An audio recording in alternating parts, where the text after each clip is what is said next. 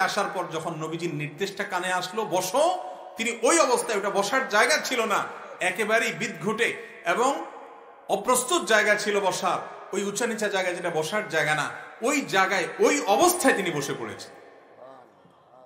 নবী করিম সাল্লাল্লাহু আলাইহি ওয়াসাল্লাম এই দৃশ্য দেখে বললেন তাকে, হে অমুকের বাপ।